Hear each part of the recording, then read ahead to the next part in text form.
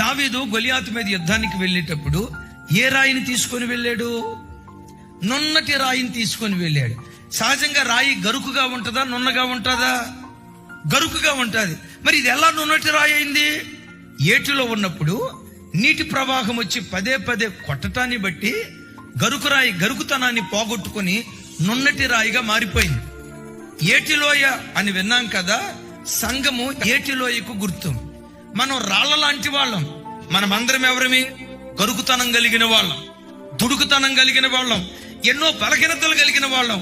గరుకురాళ్ళుగా ఉన్న మనలను సంఘం అనే ఏటిలోయకు తీసుకొచ్చి వాక్యం అనే నీటి ప్రవాహం చేత కొడతా ఉంటాడు.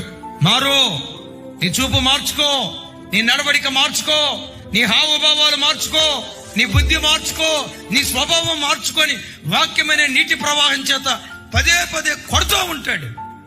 దేవుడు వాక్యం చేత నిన్ను కొట్టినప్పుడు గరుకుతనాన్ని పోగొట్టుకుని ఎవరైతే నున్నటి రాళ్లుగా మారతారో ఆ నున్నటి రాళ్లనే యేసయ్య తన చేతితో పట్టుకొని